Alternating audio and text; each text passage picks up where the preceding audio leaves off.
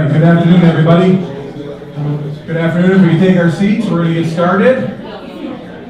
So, hello, my name is Jim Musial. Welcome to LA2M. We're glad that everybody's here today. Hopefully getting a little break in the weather here, so that's helpful today. Yes. Want to thank everyone for being here today. Again, this is LA2M. You are in the right spot, and we're glad you're here today. LA2M is a nonprofit organization, and we come together. We're in our 9th year, and we come together each month to share marketing ideas and help each other grow our businesses. Many of us work for ourselves or for companies where we wear multiple hats, and so it's really helpful to have other marketing professionals, other professionals that are in the graphics industry, come together, share our ideas. We have great topics, great subject matter experts that come in here each month and share a little bit about what they do and how they do it, and give us real world practical tips that we can use in our daily businesses. So we're glad you're here today. As I said, we're in our 9th year here. LA2M started as a small group of guys getting together for lunch and sharing marketing ideas, and we've continued to grow over the years. I've been involved with the organization now for 4 years. We are a volunteer organization. It's a nonprofit, as I said, so all of us that do work here for LA2M, we do it volunteer. Rayle is up here who provides the video. We do put our videos up each month on our website at la2m.org. So if you like today's presentation, it'll be up on the website in a couple days. And we also have all our previous talks on there as well, so you're welcome to go back and take a look at some of the previous speakers we've had. Carter Sherline is here from Frog Print Studios. He's our photographer, so you'll see him up and taking pictures of you, usually just as you're about to take a bite of your sandwich. You'll get a snap, and it'll go up on our Facebook page sometime in the next couple of weeks, so you'll be famous on there. So Stacy in the back is LA2M's manager. We actually do have a paid employee, so Stacy is the one who sends you all the emails each month. So hopefully you're on our emailing list. If you're not, you can go to la2m.org and click the little button down in the corner that says register for our newsletter. We send out to approximately 2,200 qualified marketing professionals. We don't do spam, we don't send out junk emails. We send out topics that are specific to each of our monthly talks, and occasionally for our sponsors, to share what an event or marketing event or something that's coming up that's related, that's part of LA2M. So it's a great way to find out what's going on in the marketing community. So if you haven't registered and you're not getting our emails, please go to our website and register for the email. And you'll start getting them. So, and then you'll find out each month who our speaker is. We also go through the social media channel. So, if you're a social media person, feel free to check in. Hashtag LA2M at LA2M. We would appreciate any shout outs today. So, do we have people here for the first time? If you could raise your hand if you're here for the very first time, wonderful. Thank you for being here. Maybe you found us through Meetup, maybe you found us through Facebook, social media, maybe you found us through some of your friends or colleagues. We have some little LA2M cards. I'll have them on the back table. When you leave, if you'd like to take one with you and just kind of tack it up at your desk as a reminder, we're here every second Wednesday of the month. Through the summer and into the summer, we take July and August off for everybody's kind of away on vacation, so we usually reserve those months to take off. But the rest of the year we kick back up and go through September through June. So we hope you'll come back with us. Bring a friend, bring a colleague, bring a client. Maybe you're working on a project with a client and you have some ideas and you look at next month's speaker and maybe it's related to what you're doing. Bring them. We'd love to have them here. Share the ideas. Towards the end of the presentation today, after our speaker, we're going to pass the microphone and everyone will have the opportunity to introduce themselves. The reason we do that is so we can see who's in the room, so that you can also do some networking afterwards. We don't have to rush right out of this room. A lot of you are enjoying lunch already. You're welcome to get lunch on your own from Conor O'Neill's. They have great food here, so if you haven't eaten here, I encourage you to order some food because it's excellent. But you know what, stick around afterward, do some networking. Maybe you're working on projects. Once you introduce yourself, you can give yourself a quick let us know what you do, and if you have a quick ask or need, you can share that with the group. Maybe you're looking for a specific type of designer. They may be here in the room. So share, maybe you're looking for new employment. Maybe you're looking to hire somebody. We have a lot of students that come through our doors as well. So a great opportunity to share and grow and network in the marketing field. So as I said, we are a nonprofit. We're here. We want to share marketing ideas each month with all of you. But as a nonprofit, we depend upon you guys being here and also our sponsors. So we have 2 annual sponsors, as you can see on the sign here, and when you walked in, we are very fortunate to have a couple companies that sponsor us annually, as well as a monthly sponsor, which we do have a monthly sponsor this month as well. But I'm going to first go to our annual sponsor. So we have Bauer, Dunham & Barr, and Corey is here. I'm going to ask Corey to come on up, just tell us a little bit about Bauer, Dunham & Barr, and what they do. All right, good morning. My name is Corey from Bauer, Dunham & Barr. We're going to be shortening our name to BDB Digital Marketing. And we've been around for over 40 years, or just about 40 years, and we've been helping companies, small to medium-sized businesses, who are fighting with their marketing, or fighting with their marketing efforts, and don't feel that they're getting the results that they thought they should be getting. So we can really customize programs for the companies we work with, and we can help them with the web development and integrate all of those different types of things, so on social. So thank you. Thanks, Corey. We appreciate your sponsorship here. We'll make sure next month that it's VDB Digital Marketing. I know Corey's got some cards on the back table there, so if you don't get a chance to introduce yourself to Corey, please pick up one of his cards and reach out to him through email. We also have the University of Michigan Credit Union as a sponsor, and we appreciate that. Is someone here from the credit union? They're not here today, so but we appreciate their interest and their support of LA2M. Organizations and groups that support us, we appreciate that, so we hope that you in return will also appreciate that and reach out and do business with them if you're not already. We also have a monthly sponsorship this month. We have Arbor Moon Software is our monthly sponsor, and I don't see anybody from Arbor Moon here as well. So again, thank you to Arbor Moon Software for sponsoring this month. So the real reason you're here is not to hear me talk, so I want to sit down as quickly as possible and get our speaker going here. We are very fortunate to have Quentin here today, Quentin Groce, from, I'll say the Mlive group, but he's going to tell you the bigger picture of what he really works with, but locally you'll know him as the Mlive group. Quentin's here. He's going to share some of the marketing strategies that we all use as consumers, and all the things that we do as part of our business, and things that you can take away today and put into practice for what you're doing. So if you would join me and put your hands together and welcome Quentin.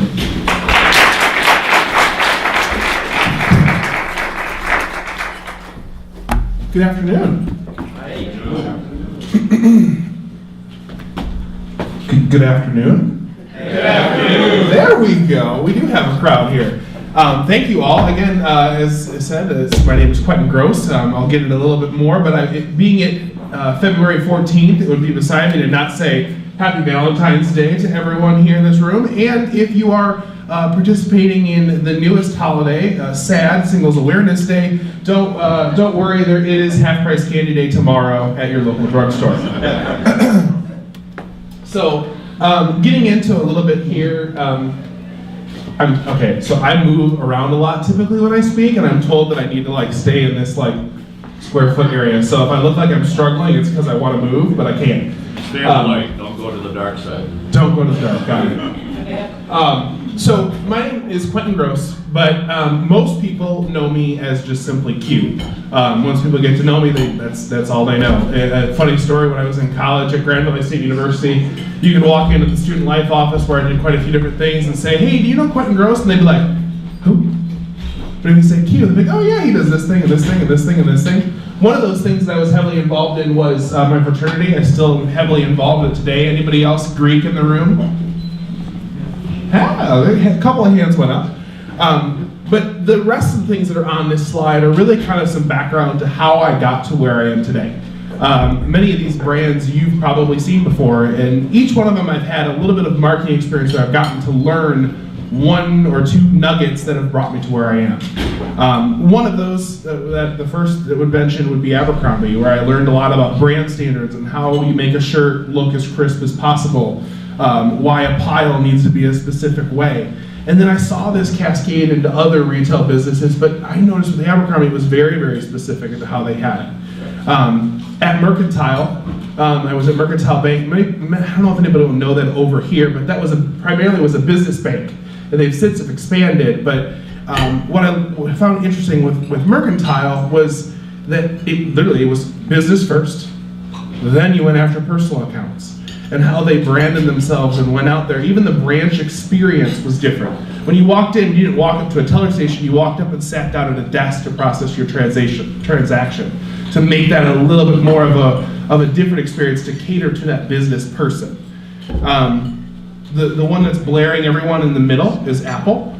I loved my experience with Apple. I got to work with Apple retail for 2 years.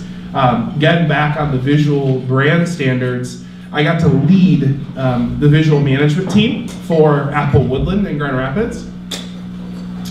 So how many people have been into an Apple store? They're nuts, aren't they? It's literally craziness from the front to the end to the back of the store. But the team there managed everything from, the visual management team managed everything from the products that were on the shelves to the applications that were imaged on the computer that allowed you to really dive deep and get that experience. So it was very interesting for me to be there and lead that team. I actually was there during the first iPad launch. I got to see that, iPhone 4, iPhone 5.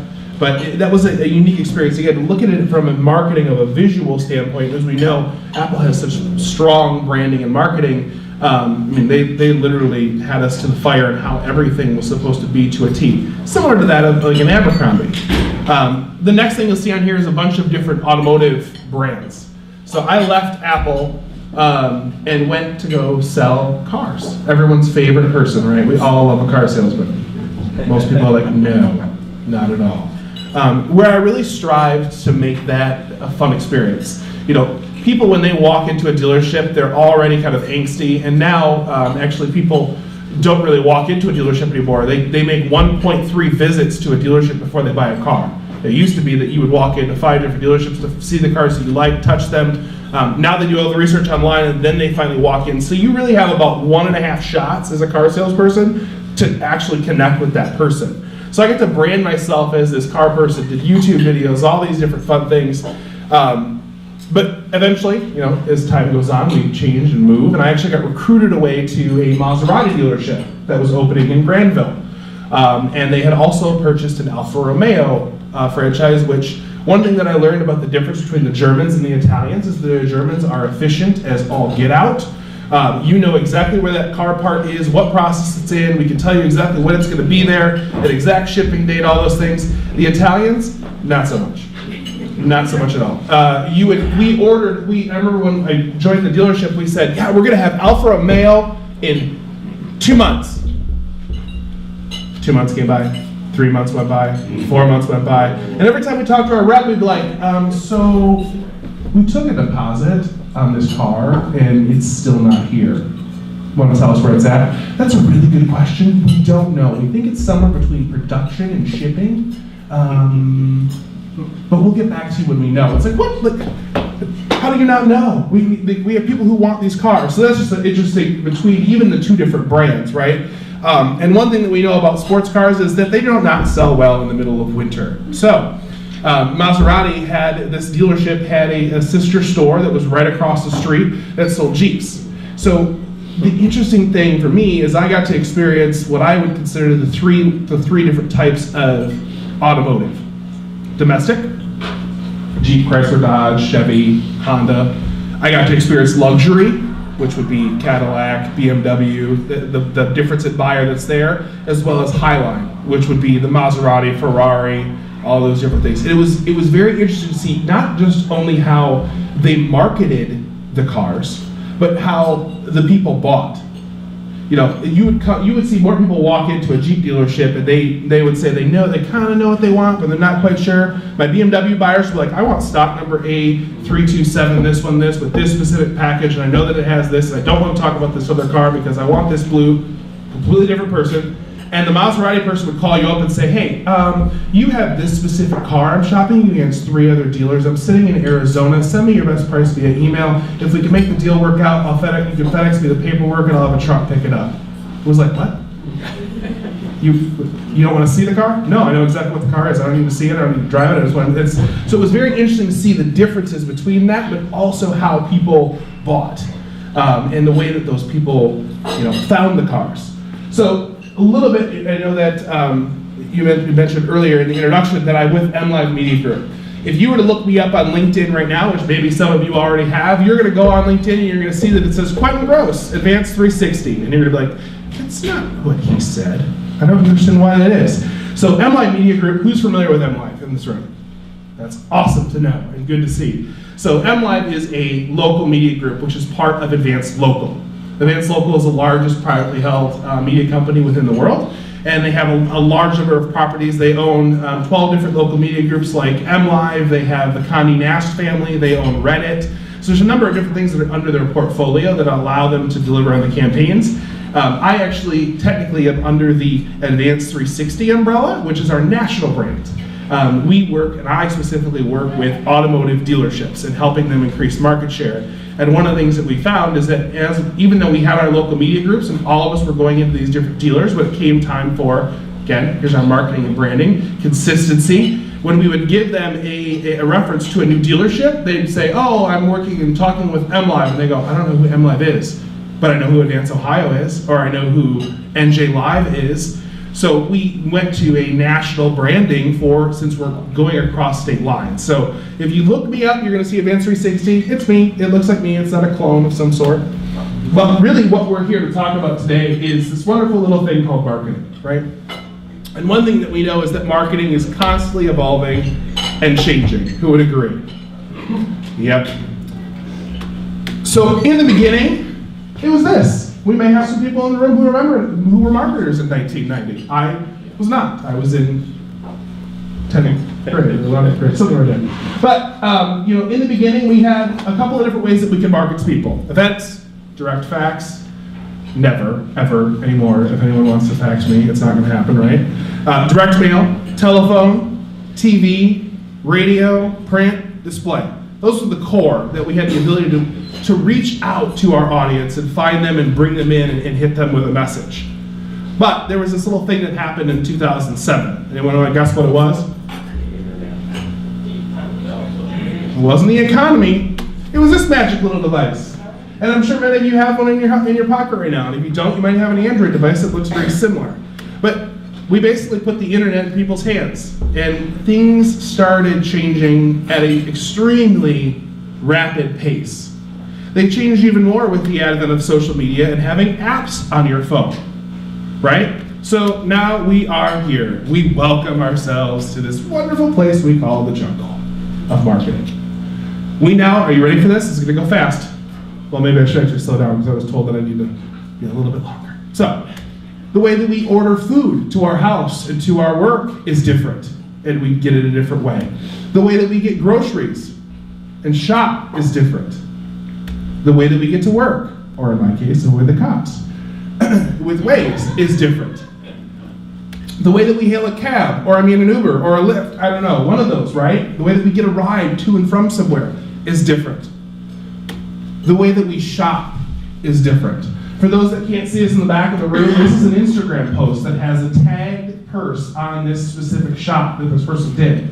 They tagged it, the person looked at the tag, they liked the way that this looked, they looked for more info, and then they ended up on that retailer's website where they could buy it. Right? Crazy.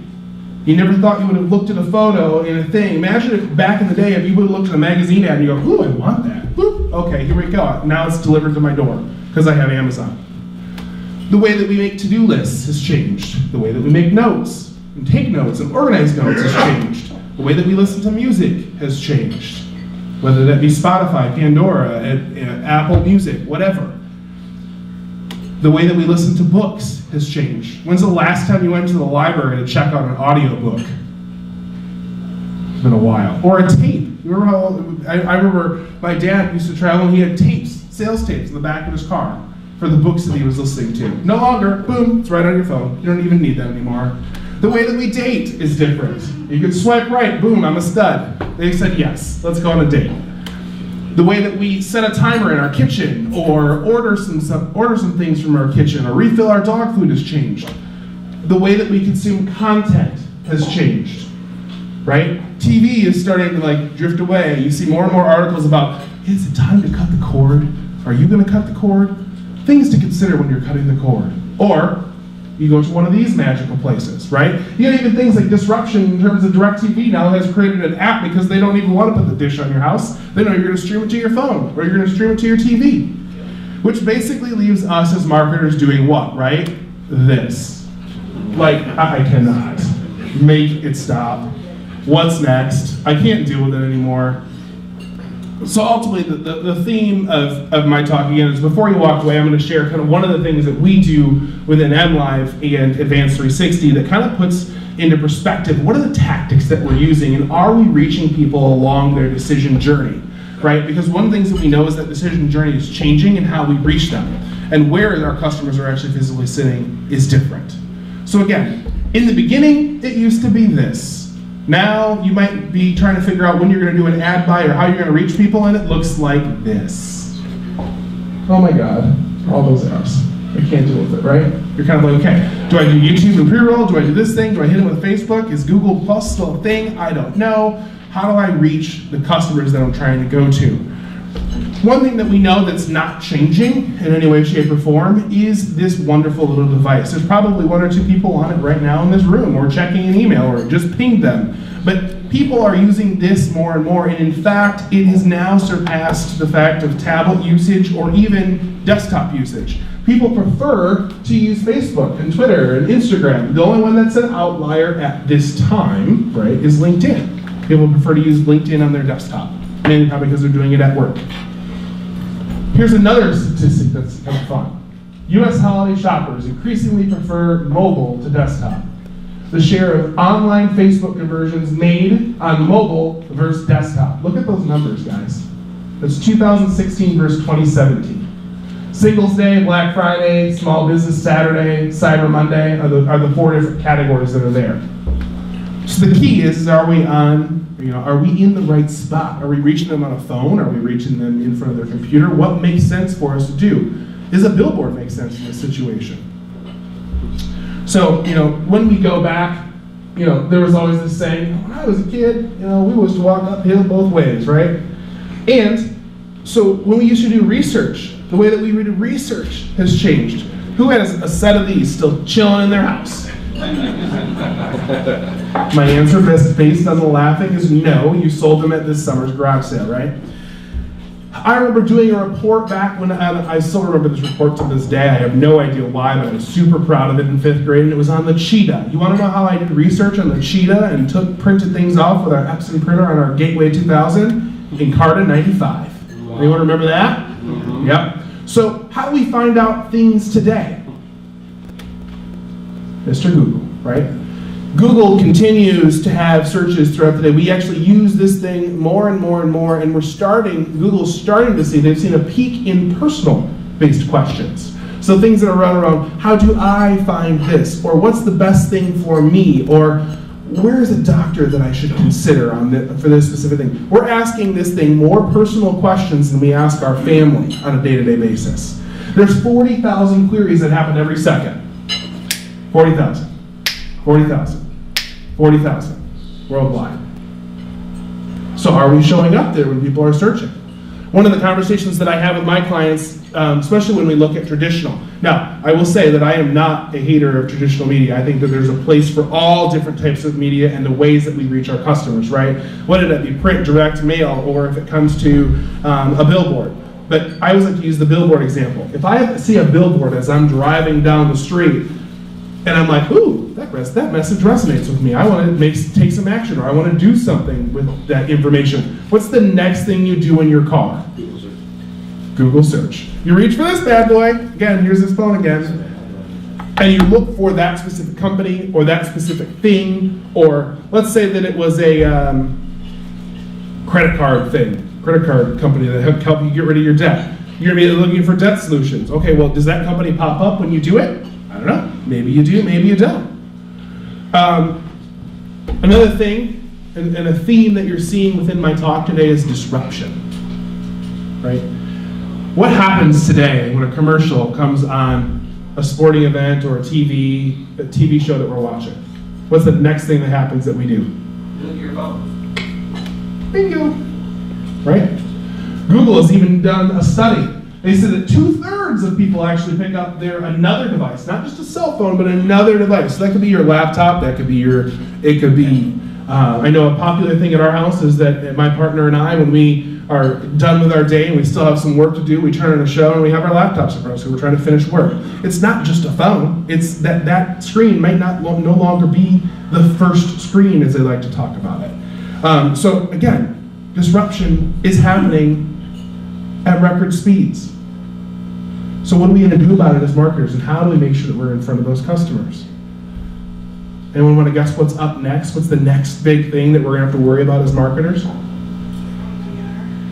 What was it? Go ahead, shout it out loud. That is one, but that's not where I was going with it. But that's definitely a solid answer that we have to consider. What did you say? She said VR. If you're in a visual space, if you sell furniture, can you show somebody what that's going to look like in their kitchen? Do you have a virtual showroom for what that is? Car companies are going to have to deal with that. Go ahead. Voice AI and Alexa, Google Home, Siri. Winner! So, voice search. We now have this thing sitting in our house, listening to us at all times. But we're asking different questions. Play my favorite playlists. What's the best film on the Oscars? What's the best films on the Oscars? I want to watch a movie tonight. What time's the sunset? How many ounces are in a cup? Used that one last night because I had no idea, even though I should know because I'm 32. But turn the lights on in the living room, green. And then the newest thing that's interesting to me as marketers is Domino's and Starbucks. Place my Domino's Easy Order, Alexa, and I'm talking to my TV because I'm hungry and I don't want to leave and I don't want to pick up the phone. So I have a Domino's Easy Order, I tell it to order my pizza, and 32 minutes later, guess what shop pops up? My pizza. How awesome is that? And then Ford just launched a commercial. Oh, I'm jumping ahead now, I apologize. But yes, you can order your Starbucks, place your Starbucks Easy Order. So how are we as marketers going to be doing this? Forbes launched an article late last year, in November, that said optimizing for voice search is more important than ever. So I'm not going to get into voice search at the moment, but this is just things to be thinking about as we're moving forward. Amazon is now partnered with Ford, and they put Alexa in your car. So you have, again, Alexa, Hey Siri, Okay Google, Hey Bixby, and all these things that are constantly showing up in our face. And how do we optimize for this? Because we're either thinking, this is a great opportunity for me to get in front of my customers, or you're like this panda, and you're deciding to tear everything apart, right? Like, no more, I'm done. And I don't even want to talk to you anymore. Don't throw another thing in my face. The adoption speeds that things are happening when we look at this disruption is happening faster and faster. It took 68 years before we had 50 million users on airplanes. It took 46 years for electricity, 28 for credit cards, 18 for ATMs. And if you remember last year, the big giant explosion, it took 19 days for Pokemon Go to reach 50 million users. Now, I don't have numbers on that for when it comes to Alexa, but I guarantee you, when we're looking at the voice search things that are coming, and Apple just relaunched their smart speaker and all these things are constantly going to be changing.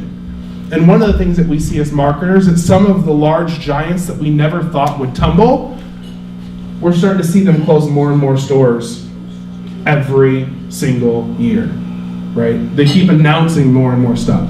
So the question that we have as marketers is, are we going to fail? Or are we going to win? Who knows, right?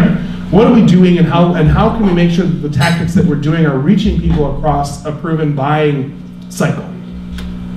So the question is who, what, and how, right? Who is my customer? And not this, like, oh, it's Sally and she's 23, but like, who are your customers? Think about your last recent customers that you're trying to reach out to and really dive deep into their interests. How can I reach them? What things do they use? Are they more of an Instagram person, or do you see them doing Pinterest? Those different things. What are they reading? they reading magazines? Or are they watching a TV program? Do they actually physically use Hulu because they prefer to watch their TV shows? These are all different things that obviously can make our head spin, but who is my customer? And give some deep thought into who that is. What message will resonate with them? We'll go more into messaging here in a little bit, but what message is going to resonate with that person in, most importantly, the stage that they are in their buying process? And how will they find me? So I threw a lot of things at you, but the next thing is kind of this process that we go through when we look at things at Mlive. So first, people have to, this process was put together in conjunction with Mlive as well as Microsoft and Google. So we kind of put this thing, and when I say Mlive, I'm talking the larger grain scale. I talked about Advanced Local. It was a partnership that they worked. And it's just that we, as Mlive, get to reap the benefits. So one, someone needs to be first aware of you or aware of the thing that you can provide them. If I'm hungry, what are my options that I can, I'm hungry, but what do I want to eat? I don't know. I'm thinking maybe, I saw an ad for pizza. Do I want pizza? I don't know. Now that I know that I'm hungry, I'm aware of the thing that I need, I've started engaging in this process and finding the thing that's going to cure my hunger, right? And I use this one because it's super easy for us to get behind. So now I'm going to start hitting them with making sure that we're reaching out to them and they have the ability to engage with us. They're going to convert because you're either going to starve and not eat tonight, or you're going to get something. So are you going to get pizza, or are you going to convert and get a salad because that just sounded better? Or are you going to go to the grocery store because you wanted to make you decided to make a healthy pizza instead? And then you're going to convert, you're going to move into something, and you're going to buy something. Is it going to be you, or is it going to be your competitor? Is it Jets? Is it Pizza Hut? Who is it? And then lastly, one of the most important things that we talk about is advocacy. Once I've already bought from you, how do I know that I'm going to be able to get back in front of them and stay in front of them? Because we know that it costs a lot more money to get a new customer than it costs to get a repeat customer, right? If I give someone a really amazing experience and they enjoy my pizza, boom, I'm probably going to back again. That's why I love Jets, because they keep loving me just as much as I love them. Until I went on a diet, and then that happened. So, excuse me. So let's look at this in actual practice, right? So let's pull out the old school methods that we had, the ways to reach people. We used to hit people heavily in an awareness stage. And this is where I'm talking about a tool. So when you guys look at your plans that you have, go ahead and put the different tactics that you're using and making sure that you're hitting people across the whole buying cycle, not just in the beginning or not just in the end. So if we did a radio commercial, a billboard, and a TV, that's going to be hitting them heavily in awareness. All very important things, because if I don't know about you, I cannot buy from you, right? Or if I don't show up. When we start going into the engagement phase, if I start searching for you and I find your website, the reason why I put direct mail in engagement is because it kind of spans both. It spans awareness, but you could also get them to make an ask. I want you to fill out this credit card order. You should send this back. Do you want to come in for a free cleaning with your teeth? Those different things. You can immediately go into engagement and start working those things. So where are the tactics that you fall in? Right? When we start looking at this in another option is we start adding some additional pieces in here. So I throw this because, let me just go back here. I have I want to move so bad, but I have to sit right here. It's good. I'll just stay right here. I got this. So I work with an orthodontist, and this orthodontist loves radio. She swears up and down that her radio is what built her business. She does little surveys. How'd you hear about us? I found you on the radio. But one of the things that I had talked to her is that, yeah, people are hearing a radio commercial in the car or at home, but then how do they have to do something next, right? They have to call you or they find you. So we started implementing a paid search campaign for her, right? Put it into that engage to convert spot.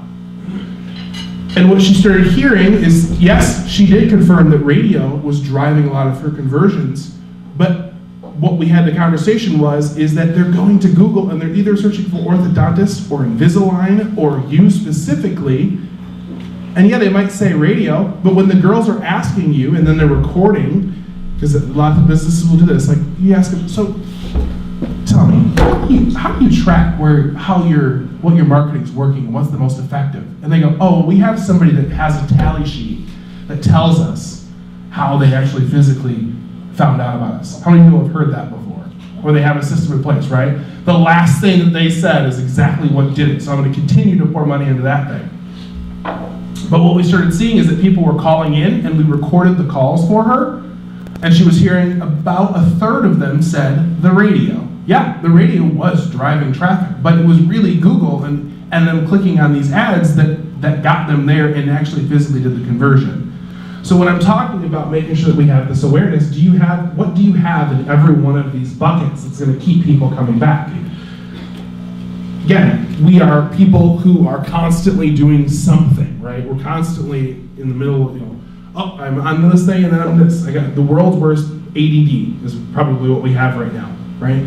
So let's say that I heard this radio commercial. I'm now searching for it. I found what it is, and then my mom calls. So I've gone from awareness, I'm moving into engagement, and then I get a call. And I get completely taken away, and now what have I done? I've forgotten completely about the thing that I was doing. So, how do we continue to engage with them and re-engage them and re-message them, whether that re-messaging is a direct mail piece or that's a phone call because we saw that they were on our website because we have something that's on our site that does that, or we hit them with different ads through Facebook or whatever that is, but re-messaging them to make sure that we stay in front of them until they convert, because at some point they're either going to fall off or they're going to convert to one of us. Either us or our competitors, right? Why I put a how-to video, or let me go over convert. So convert, do you have the right things on your website that allow them to convert when they are ready? So, do I have an ability for them to fill the form to fill at the top? Do I have a button that says call us now at the bottom after they've read our article that we want them to do? Do you have the conversion points? So one of the things that we strive with our individuals that we work with is, are you thinking about the process that they're going through? I sit on the young professional board. We had our meeting this past Monday, and I think about this stuff all the time, right? Like, what is the path that these people are going to convert? This is a very real example, and we said, hey, we're having this event, we're going to do it, but we're piggybacking off of somebody else. They have a completely different registration system than we do, but we're going to tell them that if they want to register as a YP, they use this link. But then I got to thought about it, I was like, okay, they're going to come to Facebook, see our post, click on the event to see if they're willing to go to it. They're now going to be on the event page, which is a completely different registration system than we actually are. They're going to get there, they're going to go, oh, I'm not a member, and then they're going to fall off. So really walk yourselves through the process that your customers are physically going through and think like them, and this is what it really does. Okay, they've now become aware, and now they're engaging. Do I have the right stuff in the spaces that they are?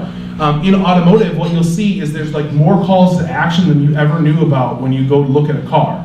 Here's the car, here's the photos, here's a video. Did you want to schedule a test drive? Call now. They have like so many different options because they're giving you enough now, I'm not saying you need to put buttons everywhere on a site or on a page, but thinking about that journey, and when it comes to auto, there's so many different things that people could want to do, right? They could want a test drive, they could want more information, they could want a quote, they want to check their credit, whatever that is. Think about your system and your process. When I go to auto, we do the same thing. Now you're going to notice the titles up at the top are different because the way that somebody buys a car, or the time period that they do, changes. So rather than awareness, engagement, conversion, and advocacy, the way that this looks when we do it in auto is pre-market. What are they doing before they buy a car? When they start looking at the idea, maybe I kind of want a new car. I'm looking at 3 different models. I got a family, I got a baby on the way. I need something more safe. Then when they actually physically move in, they're actually in this process of, okay, I'm probably going to buy a car in the next 30 days, but what am I going to do? And then lastly, once we have them as a customer, right? Once it's easier to get a customer, once we've done all this work to get them as a customer, how do we get them back for service? I'm going to go back one step here real quick. Talk about a how-to video. How many people have heard or have an Instant Pot? Shit. Okay, I'm going to repeat that because I think we had some people jotting notes.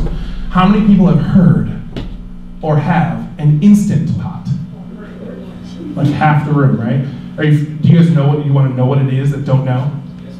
Okay, so So an Instant Pot is basically like and people who have them, correct me if I'm wrong, it's basically a crock pot on steroids. You put a frozen piece of chicken in there and it's done in 20 minutes. Yep. Basically, right? I got that thing. Or for the older generation, which I'll include it.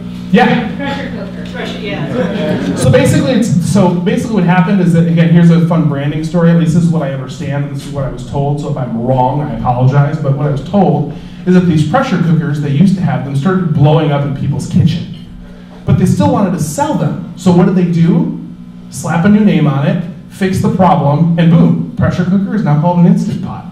So if they blow up in your kitchen, I apologize, but apparently they're the newest things than sliced bread. It was like one of the most amazing things that people were getting for Christmas. Well, they're safer now, too. So nice. Yeah, I hope, right? We hope. So why I put up here in advocacy, so let's say that we got people to buy an Instant Pot, right? I'm gonna use another example, and we can start inserting your own businesses in here, but they got people aware of what these Instant Pots were. They got them to get to the point where they were researching it on 5 minutes.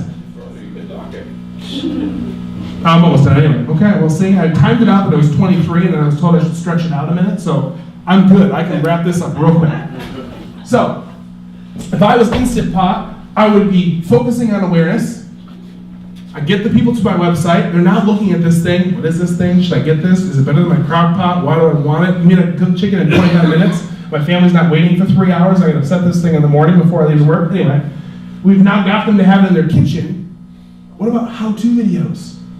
Now, if somebody works for Instant Pot, take this idea and run with it. But I would be doing videos, so when people are searching, what can I make in my Instant Pot? You're now making people a hero because they're able to cook with this thing and make new meals that they've never done before. Again, you're making them an advocate because now, what are they going to do with this thing? They're also going to share it to their Facebook. I made this recipe tonight. It's awesome. And do you have an Instant Pot? Now your buddy Tim's like, what's an Instant Pot? You mean I can cook chicken in 25 minutes? Again, you see where this process is going. So I kind of went through that piece, and I'm really almost exactly at the end. So again, this is that tool. Where do the things that you're currently doing fit into this process? And do you have things that are happening within that conversion phase? Because so many of us focus on awareness. Hey, look at me, this is what I do, I'm great. Come by me, right? But we don't necessarily have things ready for them when they're getting ready to convert or make them advocates for our brand. The last thing I'll leave you with is that we also know that people don't necessarily, who knows Simon Sinek? Start with why. People don't buy what you do, they buy why you do it. So when you're considering different things and assets that go into those things, one, what is your story of your business? People buy your story and why you do what you do, not what you do. So what's the story that you have? And do you have assets that are built out? Now this says things like display and audio and infographics and those things. You could use the rule of 3 on these assets. The rule of 3 means if I make a specific piece of content, I'm going to break it up into little bite-sized chunks and put one on Instagram or one on Facebook or one on my website that allow us to use that piece. I'm not going to get into the rule of 3, but that is one of the things I know that we put on our Facebook page. If you look at Eric Halpern talks about that. So what assets do you have built that tell your story? What does the data tell you? Now, data comes in later down the road once we've implemented that thing, but I have that in part of the circle. And then lastly, how do we fit those different things in the piece of promotion? Again, rule of 3. Now that I have this my story and I have an asset, where do I put it so that people will connect with it and want to do it? With no further ado, my name is Quentin Groce, or Q for short. I work with Mlive Media Group and Advanced 360. I thank you so much for the opportunity to speak, and I hope that you're all leaving with one nugget that you can go and use today. Thanks so much.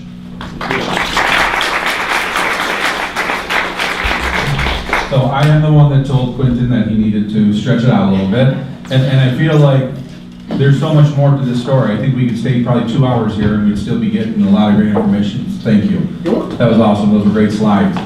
As most of you probably realize in your head, I'm sitting in the back with my head spinning going, okay, yes, I do those things, or I don't do those things, or how do I do those things? These are the tips that we are so lucky to have professionals come in and share with us. We hope that you'll take some of these, like he said, one nugget from today, take it home, take it back to your desk today, and see how you can implement it to what you do or to your clients. And that's why we come together every month to share some of this great information. So thank you, Q, so much for that information. We appreciate that. I would take one question for Q. Does anyone have like a burning question that you would love to ask him? And I would entertain that, but I do want to stay on schedule. So does anyone have a burning question? Otherwise Q will stick around for a few questions afterwards, but we're going to go with one quick question. Thank you for being here and presenting today. Just a quick question. The number of assets that were on that slide has obviously changed over the last 10 years. So when we look at that from a budgeting perspective, there's always been this kind of, allocate 8% of sales to marketing, that's your marketing budget. Any comments about should that percentage be changing from where it's been the last 10 years as it relates to these assets? Because all these assets cost money, and how do we relate that to the presidents or CEOs of the companies we work for? Thank you.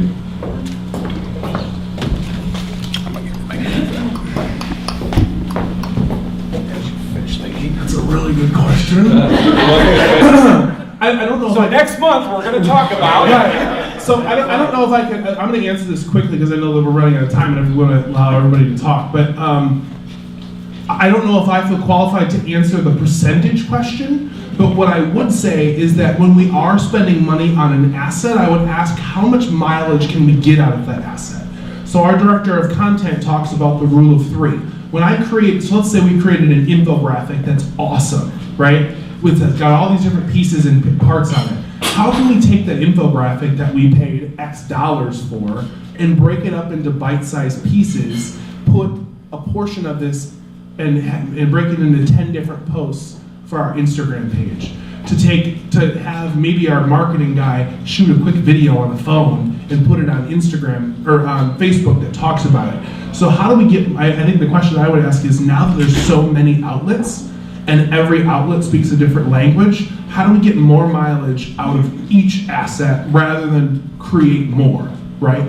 Does that help? Yes. Yeah. That was a good question. Thank you. That was a good answer too. So appreciate that. All right. So again, thank you everyone for sitting through this great presentation. This is the time of the program where we will pass the microphone around. Ask you just quickly if you could stand up, introduce yourself, let us know who you're with or what you do, and if you have a quick ask or need, we'd like to get all the way around the room in about 10 minutes, and we'll do some closing remarks here. So we'll start right back up with Corey. The microphone is missing the battery little slide thing, so please be gentle as you pass the microphone around so we don't lose the battery. Well, that was a great talk, Quentin. That was awesome. And again, Corey from B2B Digital Marketing, and we help small to medium-sized companies that are frustrated with their marketing process and would like some help.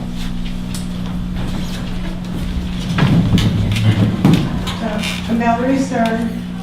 I actually work from home for a company based in Nebraska, and we are working really hard to get a group of customers that tend to be very slow to change, veterinarians, to adopt a new therapy to help more of their patients.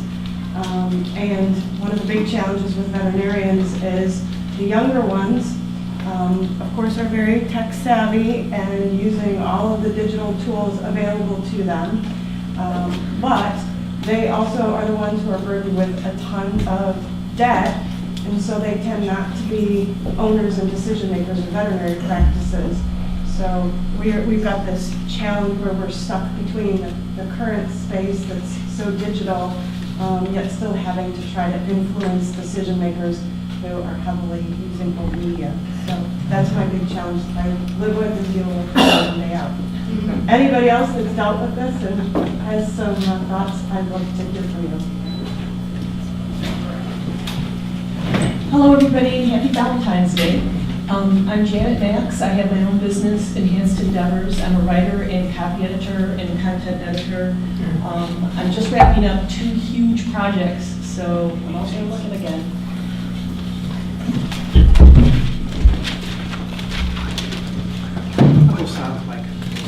James Lewis, owner of IDIC, and actually, those in this room that are entrepreneurs, I would ask of you if you'd like to be on my show. I've got a show, it's called What's Your Pitch? And I'll give you details about it afterwards, but come see me. I'd love to have you on. We get about 30,000 views or so a week when we do it, and it's growing. And we cover actually 3 continents. So, thanks. Good afternoon. My name is Larry Fitzpatrick. The name of our business is United Systems. We're an e-commerce business, and we represent a variety of different market areas, but usually United Systems focuses on health and wellness. And so we've been in this area since 2004, helping businesses and individuals with their health needs and developing programs for those businesses and individuals.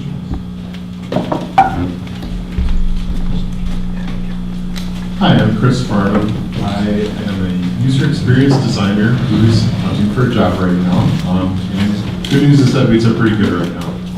I was most recently with Blue Cross Blue Shield of Michigan, and before that with ProQuest.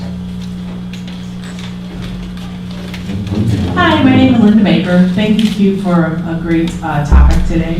I'm working on myself as the product and figuring out who I am and what I want to do in life. So this must be job seeker aisle. So I don't think so. If you want to talk with us, we're here to serve you.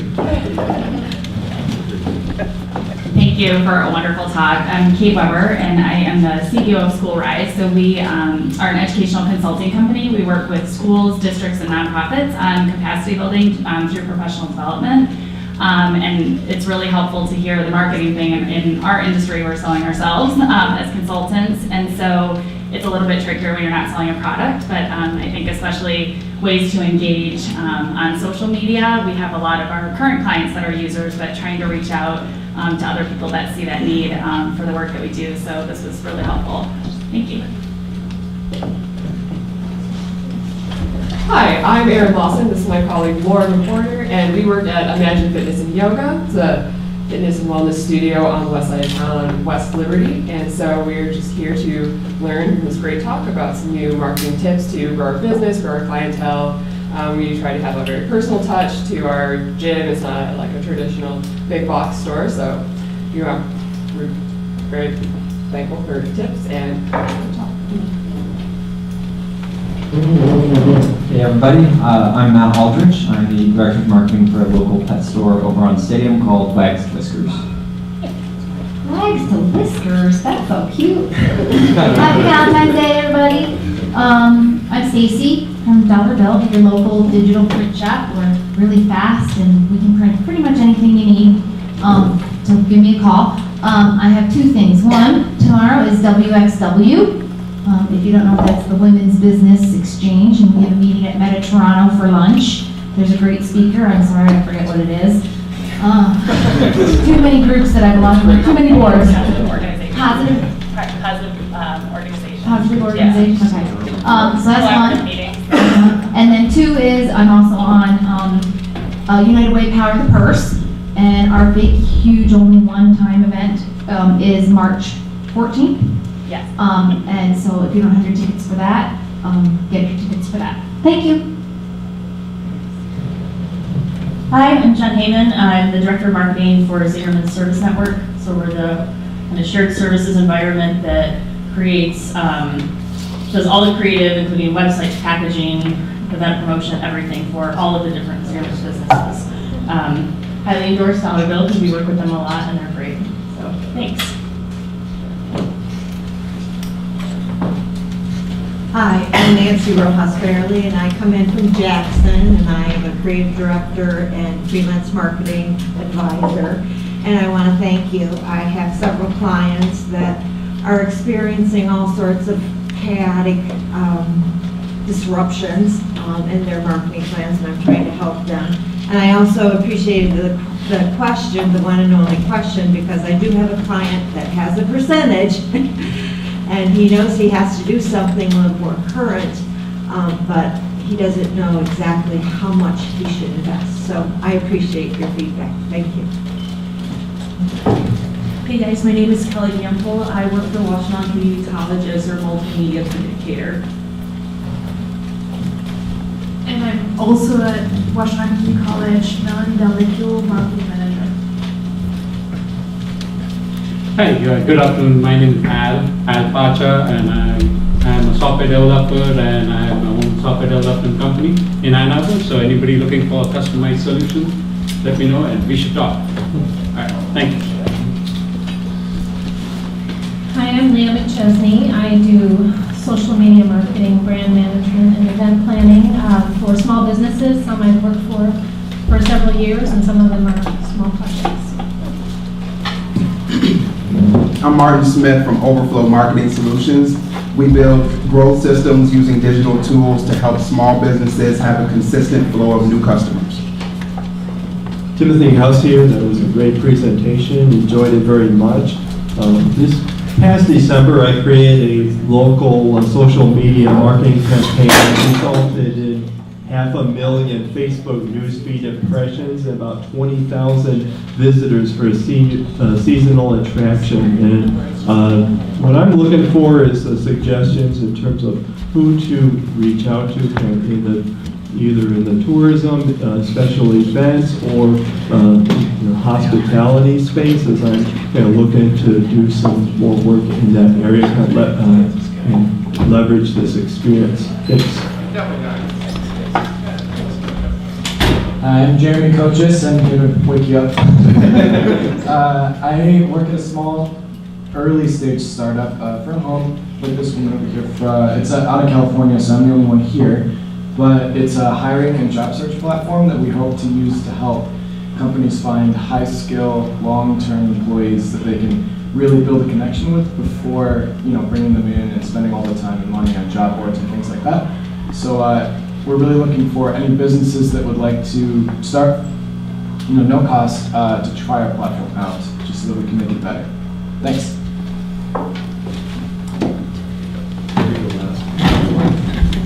My name is Eric Saunders. I work for Rolled Alloys of Temperance. We're a metal raw material company. I am a graphic designer, web designer, UX designer, programmer, and I handle social media and also AdWords and all of Google Analytics and that type of thing. Are you exhausted now? By the way, I want to give Q a shout out to his Bitmoji. You can tell I'm proud of myself. I know what Bitmoji is now because I have a 13-year-old daughter, and I have Bitmoji. So, I'm Brian Sabatini, and I handle business development and marketing at the same company we already mentioned, Rolled Alloys. Thank you.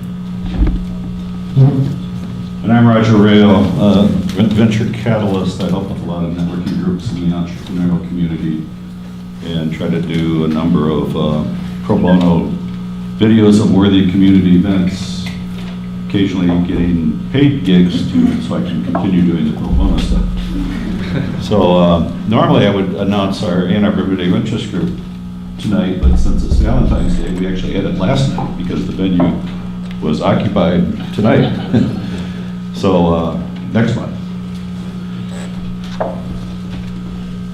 Hi, I'm Kurt Sherline, Frogprint Studios, and I'm a commercial editorial portrait photographer, videographer, drone pilot. I pretty much shoot anything except for weddings, so anything you can use for your marketing. I probably produce images that would be appropriate. If you're a runner, I'm sure you've seen it because I'm a Michigan Runner magazine. Actually, it's an e-newsletter now. I keep calling it magazine. And Michigan Golfer, so if you're a golf fan, you've been to the Baltic Championship. That was probably somewhere in view here too. And as I finished my run Saturday morning for the Punchki run down Hamtramck, there was Carter right there at the finish line. I saw his camera before I saw him, but he was there, so I'll vouch for that. I was trying to chase him around to see if he could get a Punchki, and I guess he I don't doesn't eat eat Punchkis. Punchkis. I'm Polish, but I don't eat Punchkis, so he didn't quick that for Punchki. Q has a quick ask. My ask is, so funny that you mentioned the Bitmoji, because my dad, who's in his mid-60s, sent me a Bitmoji out of the blue, and I was like, what in the world is that? My ask is, I work with, as I mentioned, automotive dealerships, so if you know of a GM or a GSM that is in need of his marketing and having a second look, I'd love the opportunity to have an introduction to him. And secondly, you have my email and my contact information. And what I learned at Apple is having a culture of feedback. So if you liked the talk today, you hated the talk today, or you think there's some things that I could use that would be feedback, I am completely open to taking that. Hit me with it. I would love your feedback because this is one of the first couple of speeches that I've actually physically given. So thank you so much for having me today. Thank you again, Q, and thank you everyone for being here. Quick announcement, next month we will be here, exactly 1 month from today, on March 14th.